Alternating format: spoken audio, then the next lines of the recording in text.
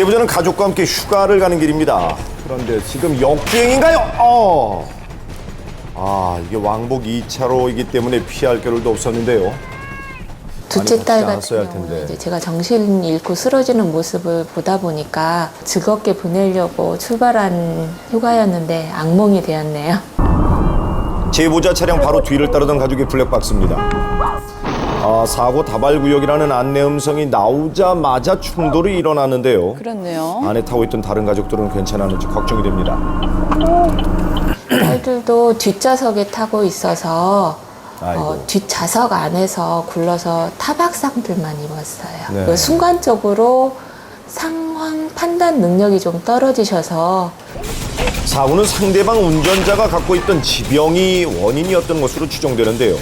평소에 꾸준한 건강관리로 운전에 지장이 없도록 해야겠습니다. 여기는 서울의 한 시장 안입니다. 반대쪽 차량을 주목해주세요. 아이고, 순식간에 사고가 일어나고 말하는데요. 다시 한번 보면 주위를 살피지 않은 두 차량이 달려오던 속도 그대로 충돌을 했습니다.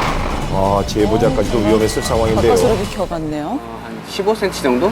사람이 항상 많고 통행량이 많기 때문에 항상 시장 안에서는 서행을 하거든요. 서로 앞만 보고 그냥 달려오다가 사고가 부딪혀서 추돌 사고가 난 거예요. 신호등 없는 교차로가 대부분인 시장 안에서는 사고를 예방하기 위해 무조건 서행하는 것이 가장 중요할 수밖에 없는데요. 또 서행은 물론이고 두 차량 모두 정지선에 한 번이라도 멈춰서서 주의를 살폈다면 이런 사고는 일어나지 않았겠죠. 자, 다음 영상입니다.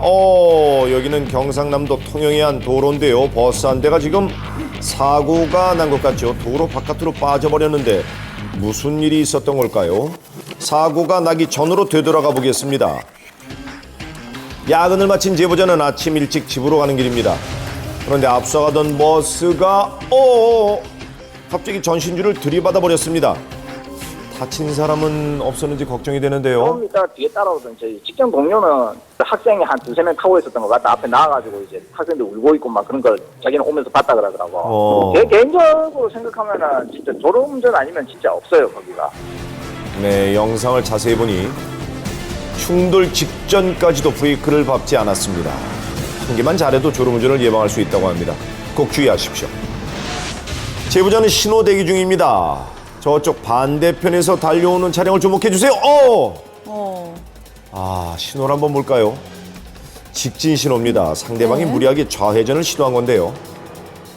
긴급체 차량 같은 경우에는 차에서 바로 내려가지고 피해 차량으로 가시던데 그 피해 차량 같은 경우에는 사람들이 나오지를 못하더라고요. 보니까 충격이 많이 컸을 것 같아요. 자, 그런데 상대방 차량이 달려온 방향에서는 지금 보시는 것처럼 좌회전이 좌회전 안 불가한 되네요. 것입니다. 운전자 100명 가운데 절반은 하루에 한 번 이상 교통법규를 위반한다고 합니다. 일상적인 법규 위반, 사고의 지름길임을 잊지 마십시오. 다음 제보자를 만나봤습니다. 네, 안녕하세요. 집 앞 100m 전에서 저도 그 상황에서 뭐 사고 날 거라고는 생각도 못 했는데 운동을 마치고 집으로 가던 제보자. 집 근처 교차로에서 신호를 기다리고 있는데요. 그런데 어이구, 이게 무슨 일입니까? 이게 어떻게 된 거죠? 승용차 한 대가 갑자기 반대쪽에서 그대로 넘어와 차량 보닛 위로 떨어졌습니다. 갑자기 위험할 당한 뻔했는데요. 거라서 사고가 난지도 몰랐습니다. 뭐지 하고 딱 봤는데 제 차를 덮쳐 있더라고요.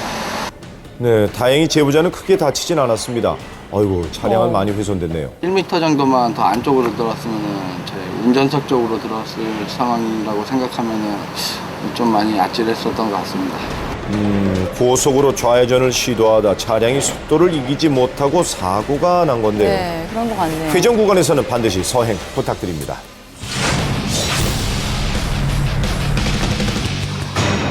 여기는 인천광역시입니다. 신호가 바뀐 찰나에 앞에 지금 택시 문이 열리고 있죠? 이 때문에 바로 출발을 하지 못하는 제보자. 그런데 아니 문도 안 닫고 어딜 그렇게 가시나요? 마침 지나가던 오토바이와 충돌 직전. 그때 부드럽게 닫고 아주 쿨하게 닫아주셨어요, 지나가는. 대신. 내가 닫아야 되나 내리려고 했는데 그 오토바이 아저씨가 센스 있게 닫아줬어요. 승객 너무 하셨네. 저는 부딪히는 줄 가셔야죠. 무엇보다 하차하는 손님도 택시도 안전을 위해 주정차 가능한 곳에 좀 세워주십시오. 제보자는 가족들과 경부고속도로를 달리고 있습니다. 그때 급브레이크 소리와 함께 아이고. 어머나 어머나. 좌측에서 순식간에 들어온 차량이 트럭과 가드레일까지 충돌하면서 사고가 크게 났습니다. 정말 대형 사고 다친 사람은 없는지 걱정되는데요. 자, 왜 이런 사고가 일어난 건가요? 다행히도 이제 하늘이 도와서 크게 다친 건 없고요. 조서를 다 쓴 다음에 이제 음주 측정을 다 했는데 운전자분이 음주를 하셨더라고요. 그래요. 네. 소주 한 병을 마시고 운전을 하는 경우 반응 속도가 2배 이상 느려지고 사고 위험은 무려 4배나 늘어난다고 합니다. 사고가 날 수밖에 없는 음주운전.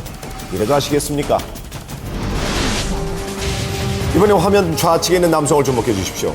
지금 무단횡단을 하려는 것 같죠? 위험해요. 위험해요. 아이고.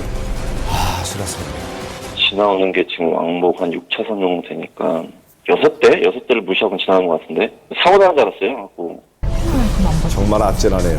무단횡단은 사고로 자신을 몰아넣는 행위입니다. 바로 옆에 지하차도도 있는데, 지하도로도 위험한 있었군요. 상황입니다. 제보자는 대형 트럭 운전사입니다. 시장에 물건을 납품하러 가는 길입니다. 이런 제보자 앞을 한 차량이 지금 막아섰어요.